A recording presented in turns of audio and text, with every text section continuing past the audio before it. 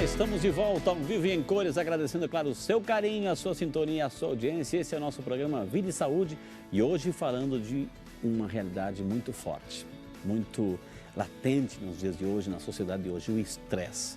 Por isso que trouxemos alguém que entende como funciona isso na mente humana. Ele é psicanalista, Dr. Hélio Cirino, que está aqui hoje carinhosamente para nos ajudar a entender e uma vez entendendo, a gente vai também buscar ajuda.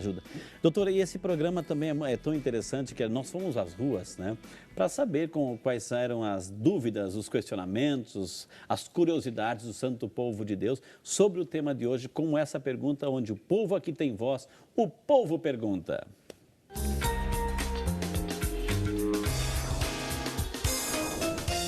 Olá, Frei, eu tô aqui com o Valdeir, que diz ser uma pessoa tranquila, mas ele tem uma dúvida. Depois de um dia estressante, eu tenho dificuldade para dormir. É normal? Eu posso fazer alguma coisa? Muito bem, obrigado, querida, obrigado pela participação, obrigado pelos nossos convidados, enfim. E daí, a pessoa trabalhou o dia inteiro, a pessoa é tranquila, normal, mas trabalhou o dia inteiro, está cansado, mas tem dificuldade de dormir.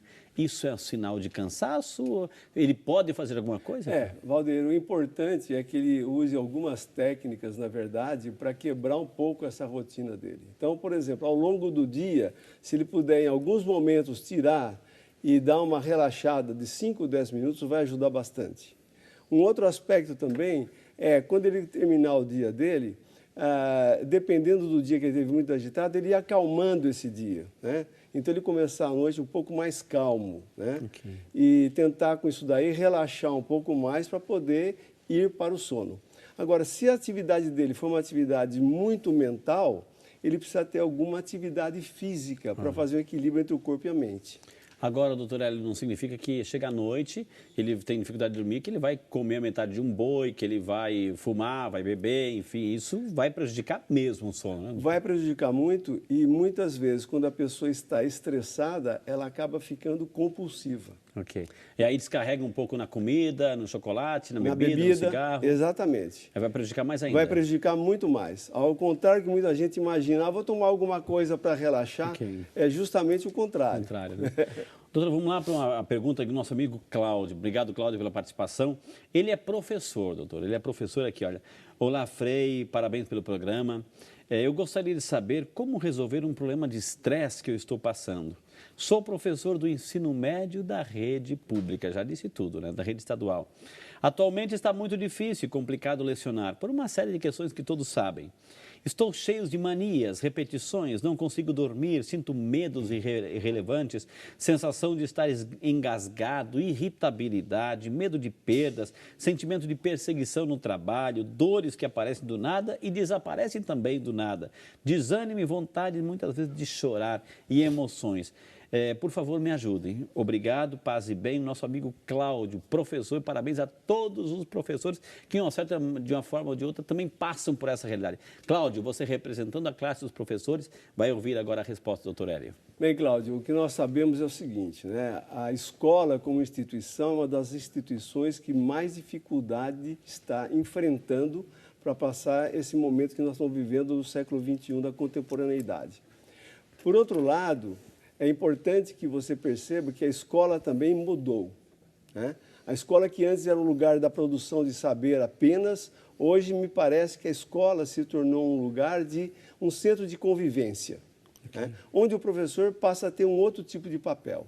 Então, um aspecto importante aí é você rever como é o seu papel, ou como deveria ser o seu papel de professor, nessa nova configuração que a escola está assumindo a cada dia com as suas mudanças.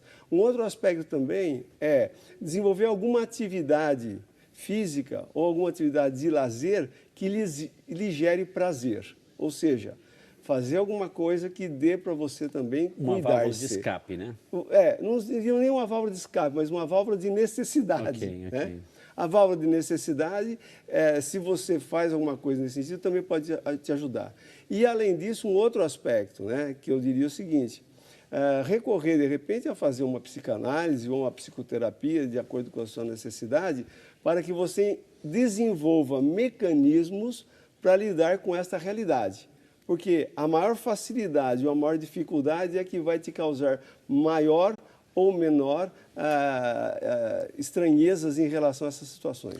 Doutor Hélio, como é que a gente percebe como é que eu percebo que eu estou ficando estressado? Que eu realmente tenho, não só estressado por aquela circunstância, mas assim, a doença começou a se alojar. O estresse, ele passa por 3 fases, né? A primeira fase que ele passa é uma fase muito sombria, é uma fase grave, que a gente costuma chamar uma fase grave do estresse. Por que grave, logo no começo?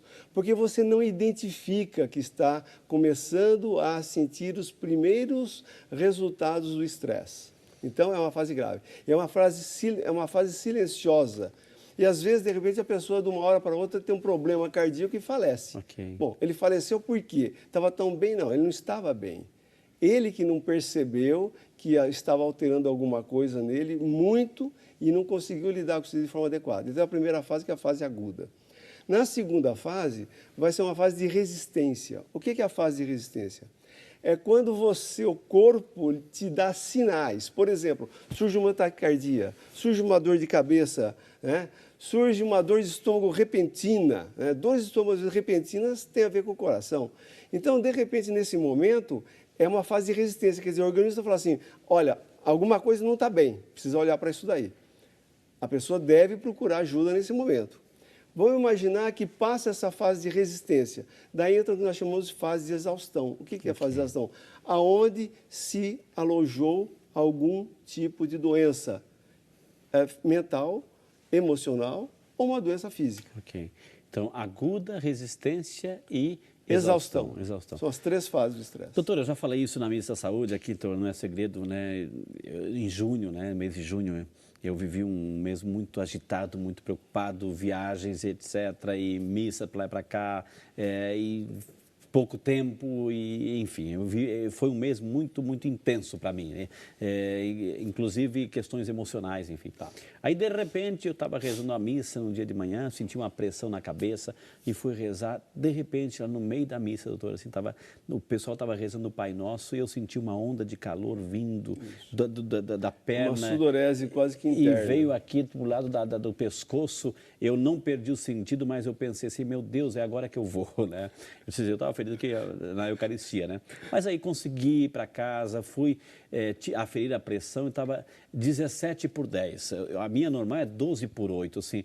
E aí eu fui no hospital, lá fizeram todos os exames para descartar possibilidades. Vamos ver se é o princípio de AVC, vamos fazer eletro, vamos fazer ressonância, vamos ver se é coração, fizeram eco, fizeram eletro, enfim.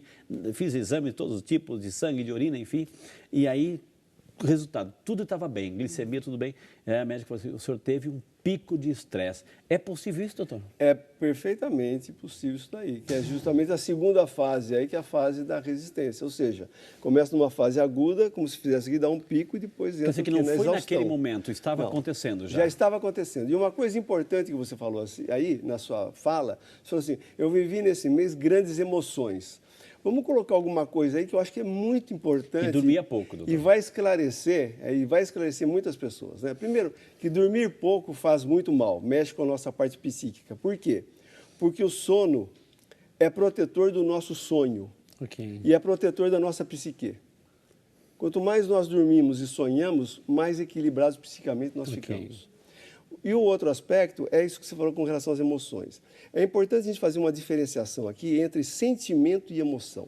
Por exemplo, de repente, o Frei discutiu comigo um assunto e eu fiquei com raiva do Frei naquele momento. Mas isso passou. Isso é um sentimento.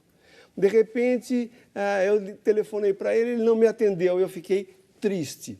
Mas isso passou. Então, tristeza, né? E um pouco de raiva, não tem problema nenhum a pessoa sentir.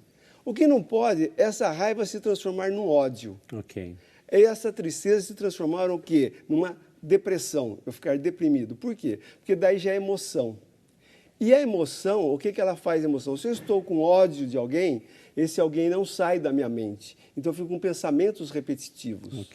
Então isso faz com que você fica se armando, a emoção, aquelas situações que não saem da nossa mente, né? Seja uma situação financeira, seja uma situação afetiva, seja uma situação no meio social que nós estamos, seja em relação no trabalho, seja na convivência, enfim, fatores de todas as ordens, se não saem da nossa mente e ficam exacerbados, Bombardeando. isso vai fazer com que toda aquela fisiologia que eu falei aqui no começo aconteça saindo do nível de normalidade. Por quê? Porque o estresse a nível normal nós chamamos de eu-estresse. O que é o eu-estresse? É o estresse que eu tenho para ir levantar e fazer minhas tarefas do cotidiano. Quando ele sai fora desse eu-estresse, daí sim, nós entramos num eminente perigo. E eu senti, doutora, na minha experiência, assim, que parece que essa situação toda, do cansaço, enfim, eu tinha vontade de fazer as coisas, eu tinha vontade, a minha mente queria fazer coisas, mas o corpo já não ajudava e parece que estava roubando a minha energia. Exatamente. O que acontece? Quando você sente, por exemplo, né, eu estudei até agora e agora quero estudar mais, tenho vontade de estudar, mas não estou conseguindo, pare. Pare porque você precisa aprender a falar uma palavrinha maravilhosa para você mesmo, que é não. E o que acontece? Não. Eu não aguento, quer dizer, essa história de eu vou esticando o braço, vou esticando, cada vez mais eu perco a minha noção de limite. E quando eu perco a minha noção de limite, o que acontece? Eu vou pagar uma conta muito cara. Essa conta muito cara, dá tempo ainda de responder. O que acontece quando chegou nessa situação, a gente viu aguda, resistência, exaustão. O que acontece? Pode desencadear, né, digamos, uma doença mais grave, um problema de coração, um problema de AVC? Pode desencadear isso? Pode desencadear problemas e pode desencadear problemas que serão, às vezes, irreversíveis. Por exemplo, ou com uma grande dificuldade para solucionar. Por exemplo, um tipo de câncer que pegou na parte gastrointestinal. Então, é uma coisa complicada. Quer dizer, dá para se curar hoje? Dá, mas é um esforço muito grande, onde você tem que ter uma força física para poder suportar tudo que tem que ser feito e conseguir ter uma força mental para lidar com isso daí. Essa força mental de equilibrar as emoções, os sentimentos, tudo isso é um aprendizado, a gente tem que aprender. Às vezes a gente aprende com o amor, às vezes tem que passar por uma situação de medo, de constrangimento para aprender na dor aí, mas é necessário um aprendizado. Esse é o Vídeo de Saúde, eu vou chamar mais um intervalozinho, rapidinho aí, temos muito mais informações para você sobre estresse hoje. Então fique conosco, vai interagindo, vai participando, vai ligando, vai escrevendo. O Vídeo de Saúde é seu e volta já, é claro, só para você. Uma outra dica importante contra o estresse é que a pessoa observe muito bem o período de descanso. Seja o descanso diário, que a gente vê isso através de uma boa qualidade de sono, seja um descanso semanal, que a gente observa isso na folga semanal, no sábado, no domingo, no dia de semana, mas que haja uma folga semanal.